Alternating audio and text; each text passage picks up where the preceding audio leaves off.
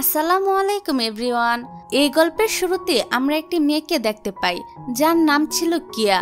সে ফোনে তার মাকে বলছিল, মা আমি এখনই হসপিটালে চলে আসছি। কিন্তু তখনই এই মেয়েটিকে দুজন লোক এসে কিডন্যাপ করে নিয়ে যায়। তারপর মেয়েটার যখন জ্ঞান ফিরে আসে তখন সে বিশাল একটি বাড়িতে ছিল। সেখানে অনেক হ্যান্ডসাম একটা ছেলে আসে যার নাম ছিল ফাহিম। এখানে ফাহিম এসে কিয়ার কলার ধরে বলে, তোমাকে আমি 5 দিন আগেই মেসেজ করেছিলাম আমাদের বিয়েটা ভেঙে দেওয়ার জন্য, কিন্তু তুমি এখনো বিয়েটা ভাঙনি কেন? কিয়া বলে, কিসের বিয়ে? আমার তো বিয়েই ঠিক হয়নি। তাছাড়া আমি তো ওই মেসেজ দেখে ভেবেছিলাম হয়তো কেউ আমার সাথে প্র্যাঙ্ক করছে। ফাহিম বলে, এখন আমি তোমাকে আরো একদিন সময় দিচ্ছি। এই একদিনের মধ্যে যদি তুমি আমাদের বিয়েটা ভাঙতে না পারো। এই বলে সে কিয়ার শরীরে হাত বুলিয়ে বলে, বুঝতেই তো পারছো এরপর আমি কি করব। এইসব দেখে কিয়া তো তখন অনেক ভয় পেয়ে যায় আর বলে, আমি আজকের মধ্যেই বিয়ে ভেঙে দিব। এই বলে সে কোনো রকমে দৌড়ে ওই বাড়ি থেকে বের হয়ে সুজা হসপিটালে তার মায়ের কাছে চলে আসে। এখানে এসে কিয়া তার মাকে বিয়ের বিষয়ে জিজ্ঞাসা করলে তার মা জানায় যে অনেক বড়লোক একজন কিয়াকে তার ছেলের জন্য পছন্দ করেছে, যার বিনিময়ে তার মা 20 মিলিয়ন টাকা পেয়েছে। আসলে তারা অনেক গরিব ছিল, তার উপর কিয়ার ভাই ছিল কোমাতে। এই কারণে তাদের এখন অনেক টাকার প্রয়োজন ছিল। কিন্তু তারপরও কিয়া তার মাকে বলে, এভাবে অচেনা কাউকে আমি কিভাবে বিয়ে করব। এটা শুনে তার মা কান্নাকাটি করে তাকে ইমোশনালি ব্ল্যাকমেল করে, যার ফলে কিয়া বাধ্য হয়ে আবারও ফাহিমের বাসায় ফিরে আসে আর বলে সে বিয়েটা ভাঙতে পারেনি। এই কথা শুনে ফাহিম বলে, আমি তোমাদের মতো মেয়েদের নাটক ভালো করেই জানি। তুমি তো শুধুমাত্র টাকার জন্য বিয়েটা করতে চাইছো, তাই না? কিয়া বলে, না, আমি একদমই টাকার জন্য বিয়ে করতে চাই না। আর এটা যদি আপনার বিশ্বাস না হয় তাহলে আমি অগ্রিম ডিভোর্স পেপারে সাইন করে দিতে পারি। কিন্তু ফাহিম কিয়ার একটা কথাও বিশ্বাস করে না আর কিয়ার অনেকটা কাছে এসে বলে, যেহেতু আমরা এঙ্গেজড আর কিছুদিন পরে আমাদের বিয়ে হবে, তাহলে একবার হাজব্যান্ড ওয়াইফের মতো ট্রায়াল করা যাক। এটা শুনে বেচারি কিয়া তো অনেক ভয় পেয়ে যায় আর তখনই তার পেটে ব্যথা শুরু হয়ে যায়। ফাহিম তখন তার কপালে হাত দিয়ে বলে, আমার সাথে চলো। তারপর সে কিয়াকে একটি জায়গায় বসিয়ে দুধ দিয়ে বলে, অ্যাক্টিং তো ভালোই করতে পারো। কিয়া বলে, আমি কোনো অ্যাক্টিং করিনি, আমার ক্ষুধা লাগলে গ্যাস্ট্রিকের ব্যথা শুরু হয়ে যায়। যাই হোক, তারপর কিয়া তার বাসায় যাওয়ার জন্য যখন বের হয় তখন সে দেখে বাইরে প্রচন্ড বৃষ্টি হচ্ছে। তাই সে ফাহিমের কাছে এসে বলে, বাইরে তো অনেক বেশি বৃষ্টি হচ্ছে, তাই আজকে রাতের জন্য যদি একটু থাকতে দিতেন তাহলে ভালো হতো। যেহেতু বাইরে আসলে অনেক বৃষ্টি হচ্ছিল এই কারণে ফাহিম তাকে থেকে যাওয়ার অনুমতি দেয়। তারপর রাতের বেলা ফাহিম ড্রিঙ্কস করে কিয়ার কাছে আসে আর জোর জবস্তি করে তার ক্লোজ হওয়ার চেষ্টা করে। ঠিক তখনই কিয়া চিৎকার করে ঘুম থেকে উঠে দেখে আসলে সে এতক্ষণ ধরে স্বপ্ন দেখছিল। তবে ফাহিম বাস্তবেও ড্রিঙ্ক করে কিয়ার কাছে আসে। তবে এখানে এসে সে বাজে কিছু করে না, বরং কিয়ার কোলে মাথা রেখে ঘুমিয়ে পড়ে। কিয়া তাকে বারবার ওঠানোর চেষ্টা করে কিন্তু ওঠাতে পারে না।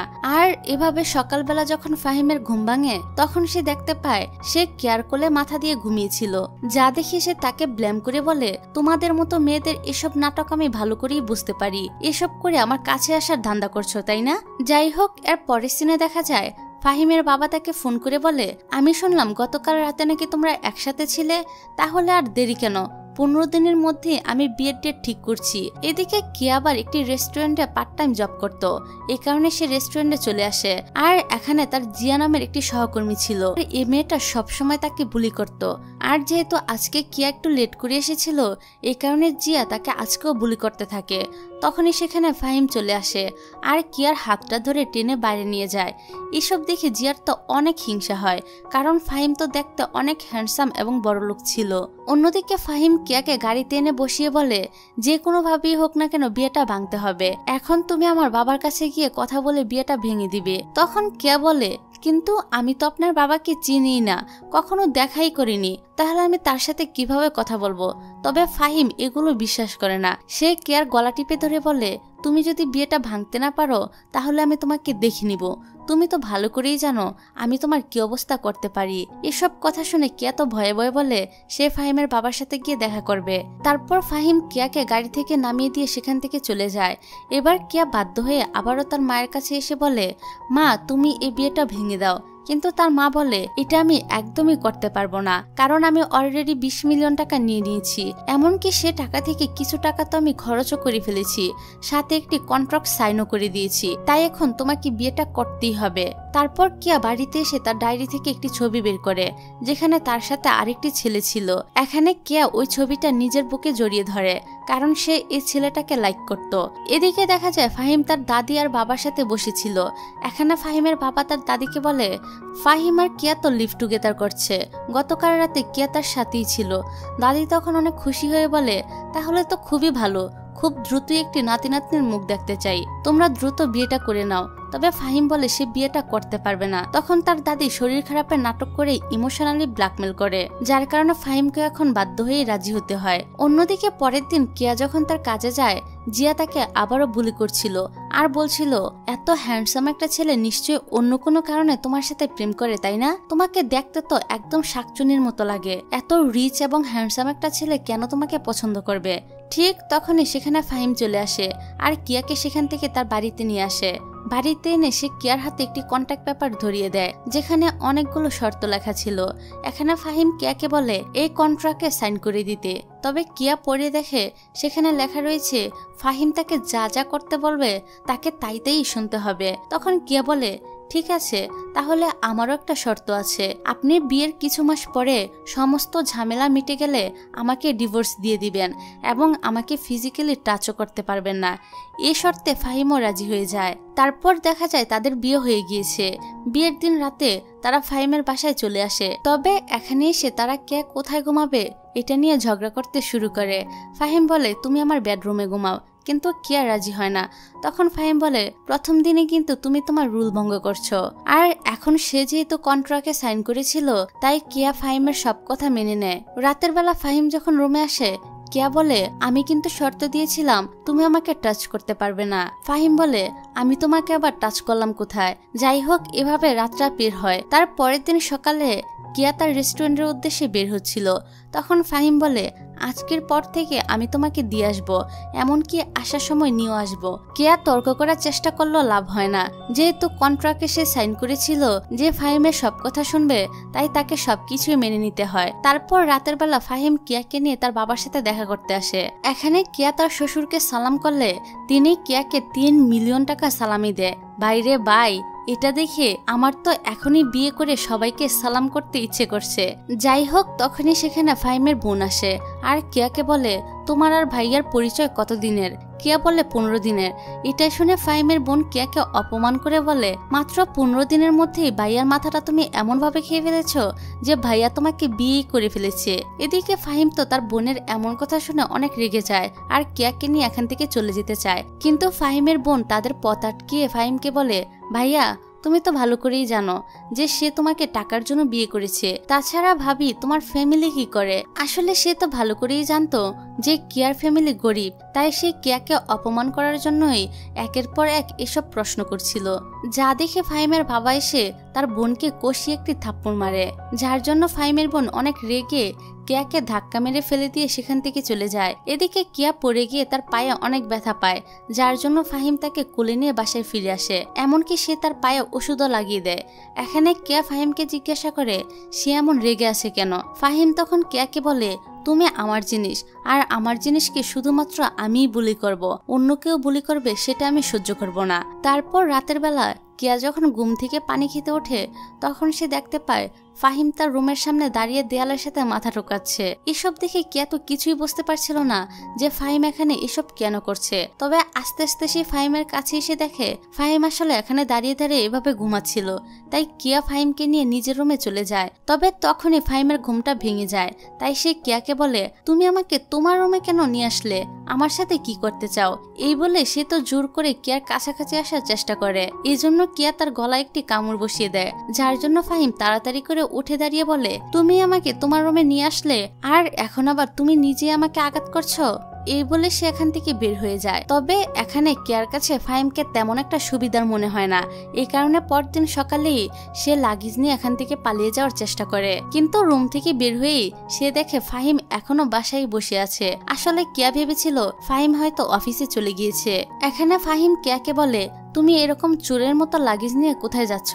আর দেখো, কালকে রাতে তুমি আমার গলার কি অবস্থা করেছো।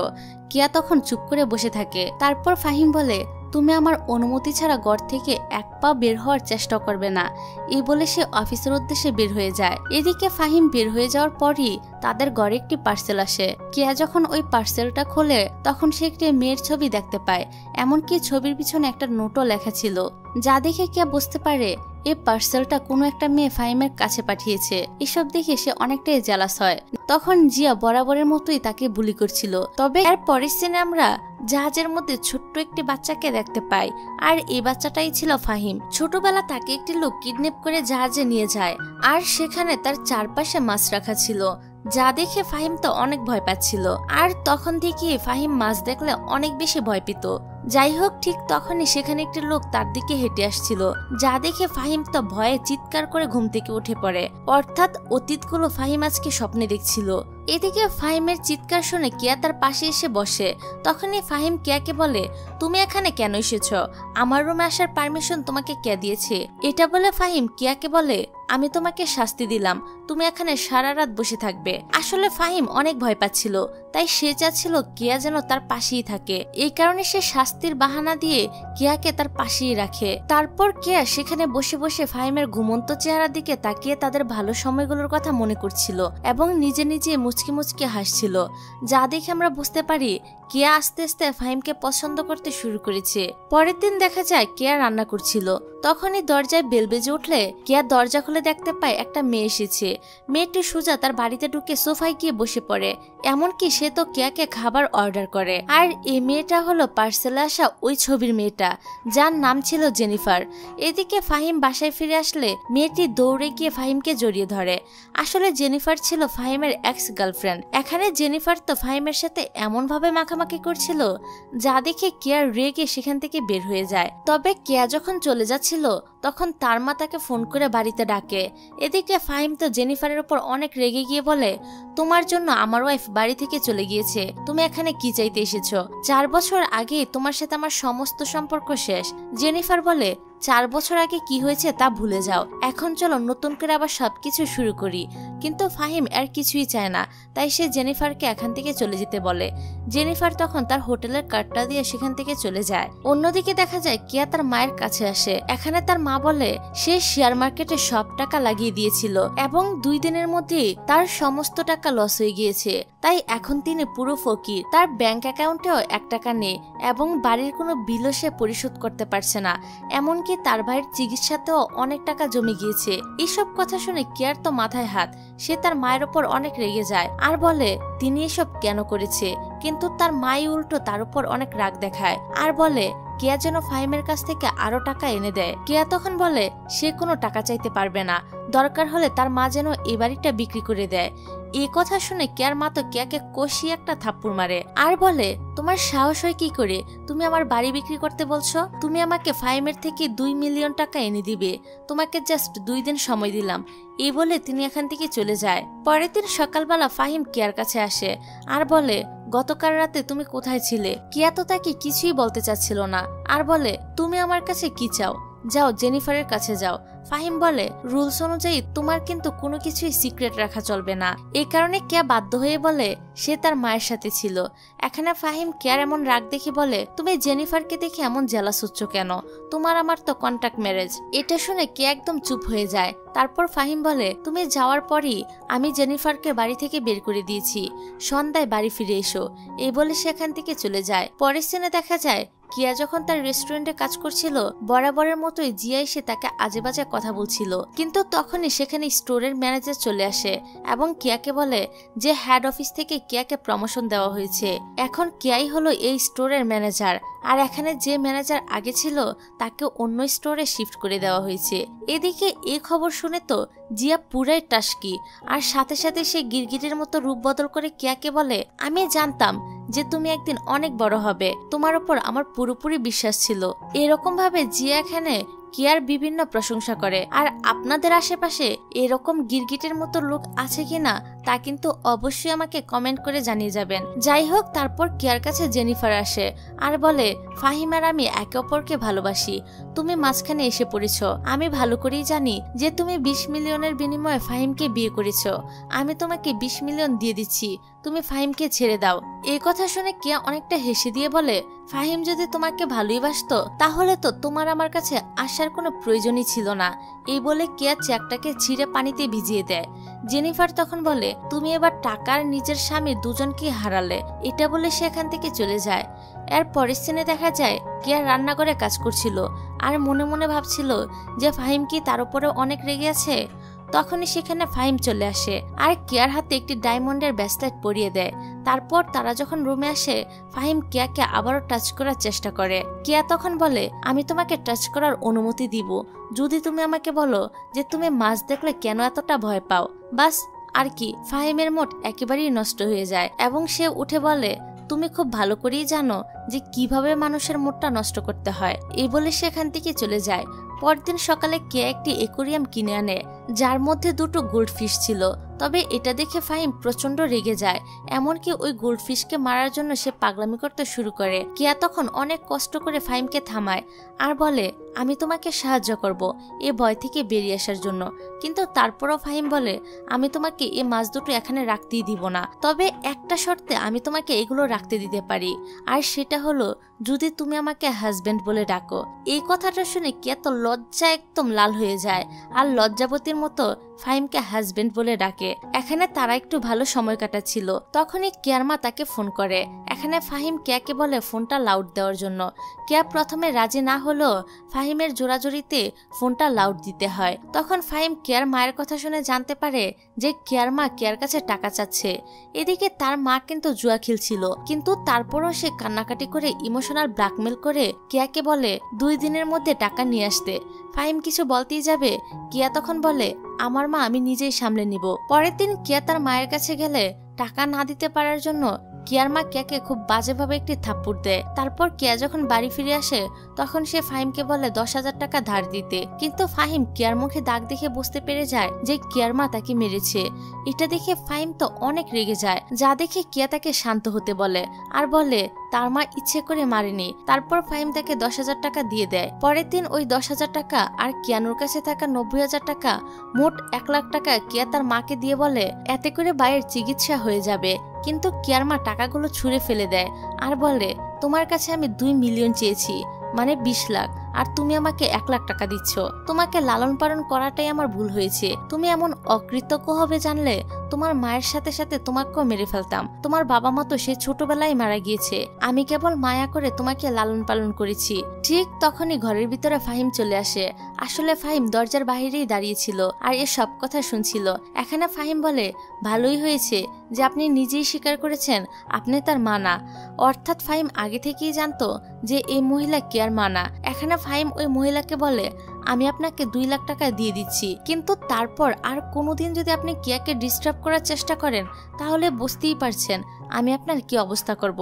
এই বলে ফাহিম কেয়াকে নিয়ে নিজের বাসায় চলে আসে। কিন্তু আজকে কেয়ার মনটা অনেক বেশি খারাপ ছিল, তাই ফাহিম কেয়াকে খুশি করার জন্য বলে তার জন্য মাছ রান্না করতে, সে মাছ খাবে।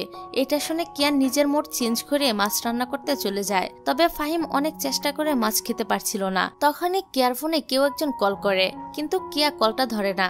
ফাহিম জিজ্ঞাসা করে কে কল করেছে। কেয়া বলে আননোন নাম্বার। এটা শুনে ফাহিম রেগে সেখান থেকে চলে যায়, কারণ ফোনটা দেখার সময় কেয়া মুচকি মুচকি হাসছিল, অর্থাৎ এই নাম্বারটা অবশ্যই আননোন নাম্বার না। যাই হোক, এদিকে দেখা যায় রেস্টুরেন্টে আবারও কেয়ার কাছে শ্যান আসে এবং আবারও প্রপোজাল করে বলে যে আমি জানি তুমি ফাহিমকে ভালোবাসো না, তুমি আমাকে ভালোবাসো, তাই তুমি ফাহিমকে ছেড়ে দাও আর আমার কাছে চলে এসো। কিন্তু কেয়া তার এসব প্রস্তাবে রাজি হয় না। একটু পরেই দেখা যায় কেয়া যখন কাজ করছিল তখন একটি মহিলা এসে তাকে মারতে শুরু করে আর বলে তোর জন্য আমার হাজবেন্ড আমাকে ডিভোর্স দিয়েছে। তখনই সেখানে শ্যান চলে আসে। আসলে এই মহিলাটা শ্যানের ওয়াইফ ছিল, অর্থাৎ শ্যান নিজেও বিবাহিত ছিল। কেয়া এই প্রথম জানতে পারে যে শ্যান বিবাহিত। এদিকে শ্যান তার ওয়াইফকে কোনো মতে সামলে সেখান থেকে নিয়ে যায় এবং একটু পরে আবারও কেয়ার কাছে এসে বলে এই মেয়েটার সাথে আমার কন্ট্রাক্ট ম্যারেজ হয়েছিল, কিন্তু এই মেয়েটাকে আমি আর সহ্য করতে পারছি না, তাই তাকে ডিভোর্স দিয়ে দিয়েছি। আর ডিভোর্স দেওয়ার কারণে এই মেয়েটা এমন ভাবে পাগলামি করছে। আর শোনো, এসব নিয়ে তুমি কোনো চিন্তা করো না। কেয়া তখন বলে আমি নিজেও ম্যারিড আর আপনিও ম্যারিড, এই সম্পর্ক নিয়ে আর কোনো কথাই আমরা বলবো না। এখানে কেয়া শ্যানকে অ্যাকসেপ্ট করতে না চাইলেও শ্যান কেয়ার সাথে জোর জবস্তি করতে শুরু করে, কিন্তু তখনই সেখানে ফাহিম চলে আসে। এখানে ফাহিম তো শ্যানকে মারতেই যাচ্ছিল, কিন্তু কেয়া ফাহিমকে আটকিয়ে বলে আমি তোমাকে বলছি এখানে কি ঘটেছে। এদিকে তখনই ফাহিম আবার দেখতে পায় যে কিয়ার মুখে আঘাতের চিহ্ন। তাই সে শ্যানকে জিজ্ঞাসা করে যে এটা কিভাবে হয়েছে। এখানে ফাহিম শ্যানকে শাসিয়ে বলে সে যেন কিয়ার আশেপাশেও আর না আসে। এদিকে বাড়িতে আসার পর কিয়া ফাহিমকে বোঝানোর চেষ্টা করে যে তার সাথে শ্যানের কোনো সম্পর্ক নেই। তবে ফাহিম অনেক রেগেছিল, তাই সে কিয়াকে অপমান করে অনেকগুলো কথা শোনায়। তারপর কিয়া ফাহিমের জন্য রান্না করতে চাইলে ফাহিম বলে তোমাকে আর রান্না করতে হবে না, তুমি তো আমাকে বিষ মিশিয়ে মেরেও ফেলতে পারো। এটা বলে সে নিজেই গিয়ে কিয়ার জন্য রান্না করে আনে, কিন্তু খাবার নিয়ে এসে দেখে কিয়া ঘুমিয়ে পড়েছে। তাই সে কিয়াকে জাগিয়ে বলে এই প্রথমবারের মতো আমি কারোর জন্য রান্না করেছি, দ্রুত খেয়ে নাও। কিন্তু কিয়া ঘুমের ঘরে বলে আমি অনেক ক্লান্ত। এই বলে সে ফাহিমের বুকের উপরে ঘুমিয়ে পড়ে। পরের দিন শ্যানের ওয়াইফ দুজন লোককে নিয়ে রেস্টুরেন্টে চলে আসে এবং কিয়াকে বলে সে রান্নায় খারাপ জিনিস ব্যবহার করে আর লোকদের পাঠায় সার্চ করার জন্য। এখানে লোকরা সার্চ করে পচা ক্রিম পায়। তখনই ওই মহিলা কিয়াকে বলে যে এগুলার মানে কি, কিন্তু তখনই সেখানে শ্যান চলে আসে আর তার ওয়াইফকে বুঝিয়ে সেখান থেকে পাঠিয়ে দেয়। এর পরের সিনে দেখা যায় কিয়া আর শ্যান দুজনে সিসিটিভি ক্যামেরার ফুটেজ চেক করে বুঝতে পারে যে পচা ক্রিম স্টোরে জিয়া রেখেছে। তারপর জিয়াকে ধরে জিজ্ঞাসা করা হলে সে সবকিছু স্বীকার করে আর বলে সে শ্যানের ওয়াইফের কথা মতোই কিয়াকে ফাঁসানোর জন্য এসব কিছু করেছে। শ্যানের ওয়াইফ যখন ধরা পড়ে যায় তখন সে তার ওয়াইফকে বলে তাকে পুলিশের কাছে ধরিয়ে দেওয়া হবে। এটা শুনে শ্যানের ওয়াইফ হাসতে হাসতে বলে তুমি কিছুই প্রমাণ করতে পারবে না। পরক্ষণে আবার তিনি শ্যানের হাতে পায়ে ধরে ক্ষমা চেয়ে বলে যে তার ভুল হয়ে গিয়েছে, শ্যান যেন তাকে ছেড়ে না যায়। আসলে শ্যানের ওয়াইফ কিছুটা সাইকো টাইপের ছিল।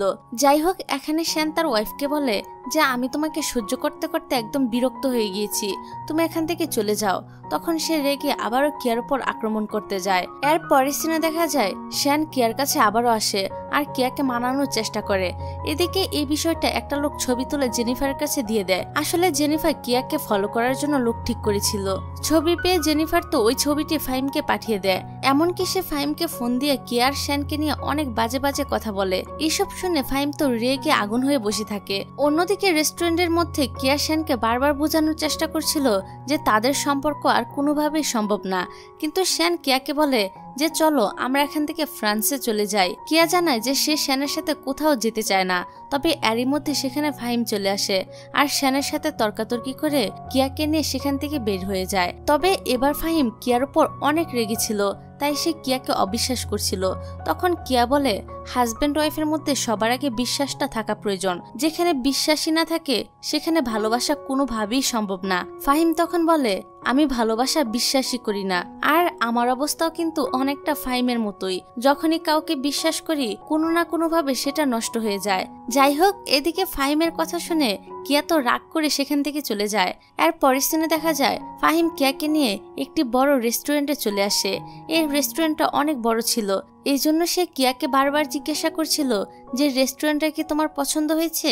কিয়া তো এত বড় রেস্টুরেন্ট এর আগে কখনো দেখেইনি, এই কারণে সে জানায় তার অনেক পছন্দ হয়েছে। ফাহিম তখন বলে আমি জানি তোমার স্বপ্ন হলো শেফ হওয়া, আর তাই তুমি রেস্টুরেন্টে কাজ করো। আমি তোমাকে এই রেস্টুরেন্টটা কিনে দিতে চাই, তুমি এখানে তোমার স্বপ্ন পূরণ করবে, আর তোমার এক্স লাভারের রেস্টুরেন্টে কাজ করার কোনো প্রয়োজন নেই। কিন্তু এই কথাটা কিয়ার অনেকটাই গায়ে লেগে যায়। তাই সে বলে আমি তোমার উপরে নির্ভরশীল হয়ে থাকতে চাই না বলেই কাজ করি, তোমার দয়ায় আমি বাঁচতে চাই না। এটা শুনে ফাহিম অনেকটা রেগে বলে তোমার ফ্যামিলি আমার কাছ থেকে 20 মিলিয়ন নিয়েছে, আর তুমি বলছো আমার দয়ায় বাঁচতে চাও না? বাস আর কি। কিয়া তো এবার রেগে সেখান থেকে উঠে একদম চলে যায়। কিন্তু কিয়া চলে যাওয়ার পর ফাহিম তার পকেট থেকে একটি আংটি বের করে। আসলে আজকে ফাহিম কিয়াকে প্রপোজাল করার জন্য এখানে নিয়ে এসেছিল, কিন্তু ফাহিমের কপালটা দেখে আমার মতো সবকিছু ঠিক করতে গিয়ে উল্টো আরো নষ্ট হয়ে যায়। এদিকে শ্যান আবার ফাহিমের সাথে এসে দেখা করে আর অপমান করে বলে কিয়া তো তোমার সাথে থাকতে চায় না, তুমি কিয়ার মতো মেয়ে পাওয়ার যোগ্যতাই রাখো না, তুমি কেন জোর করে কিয়াকে আটকে রেখেছ, তাকে এখনো কেন ছেড়ে দিচ্ছ না। শ্যানের এসব কথা শুনে ফাহিমেরও মনে হয় হয়তো কিয়া তার সাথে থাকতে চায় না, সে নিজেই জোর করে কিয়াকে তার সাথে রেখে দিয়েছে। তাই সে সিদ্ধান্ত নেয় যে সে কিয়াকে ডিভোর্স দিয়ে দিবে। তারপর ফাহিম কেয়ার কাছে গিয়ে জিজ্ঞাসা করে, আচ্ছা তুমি কি আমাকে সত্যি অনেক বেশি ঘৃণা করো?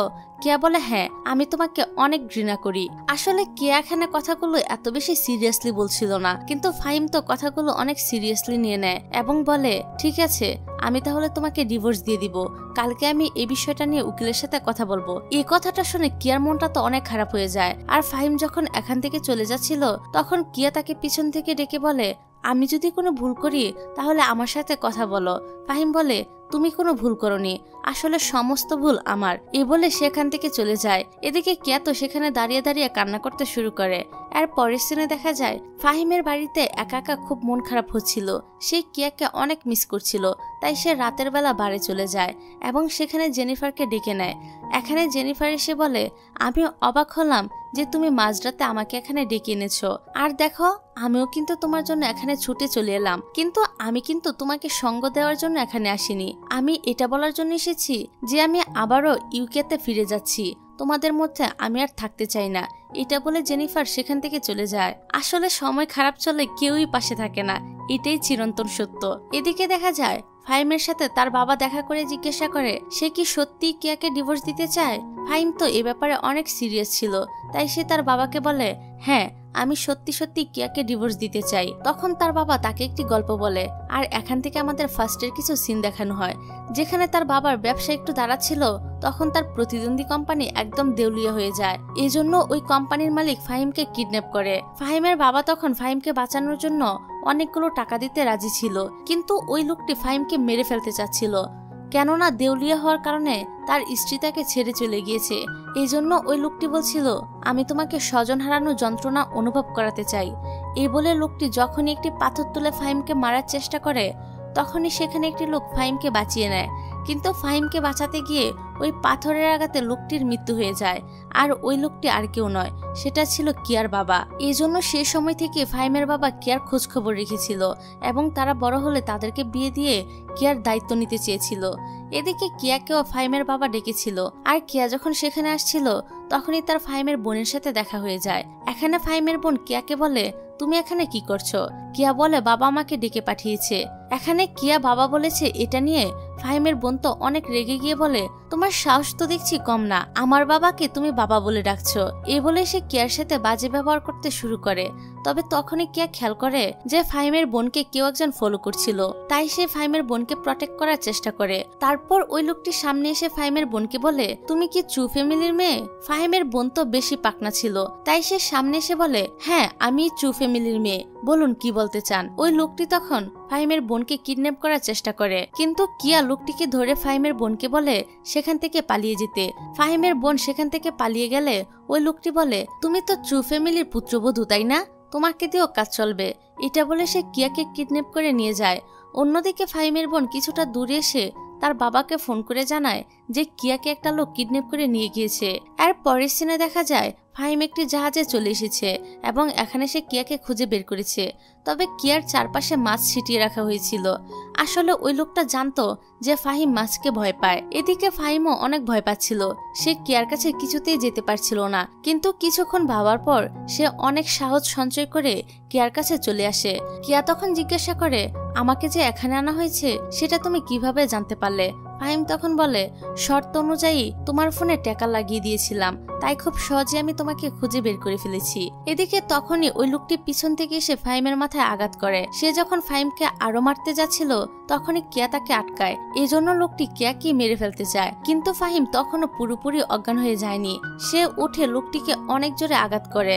তারপর কিয়া ফাহিমের কাছে গিয়ে দেখতে পায় তার মাথা ফেটে রক্ত বের হচ্ছে। সেখানে ফাহিম পড়ে যায়। কিয়া তখন তাকে বলে, আমি তোমাকে অনেক ভালোবাসি, তুমি আমাকে এভাবে ছেড়ে যেতে পারো না। এ বলে কিয়া তো অনেক কান্না করা শুরু করে। যাই হোক, এর পরের সিন আমরা ফাহিমকে হসপিটালে দেখতে পাই। এখানে কিয়া তার পাশে বসে কান্না করছিল। ঠিক তখনই ফাহিমের জ্ঞান ফিরে আসে, যা দেখে কিয়া তো খুশিতে চিৎকার করে ওঠে। তখন ফাহিম বলে, তুমি আমার কানের পর্দা ফাটাতে চাও নাকি? কিয়া ডাক্তারকে ডাকতে চাইলে ফাহিম বলে, আমার পাশে এসে শো। কিন্তু কিয়া আসতে চাচ্ছিল না। ফাহিম তখন বলে, শর্ত নাম্বার 101 অনুযায়ী হাজবেন্ড যখনই ডাকবে তখনই বেডে চলে আসতে হবে। কিয়ার করার লক্ষ্মী মেয়ের মতো কিয়াও ফাহিমের পাশে এসে শুয়ে পড়ে। তখনই ফাহিম একটি আংটি বের করে কিয়ার হাতে পরিয়ে দেয় আর বলে, উইল ইউ ম্যারি মি? কিয়া তখন খুশি হয়ে ইয়েস বলে দেয়। আর এরকম সুন্দর একটি মোমেন্টের মধ্য দিয়ে এই ড্রামাটা এখানেই শেষ হয়ে যায়।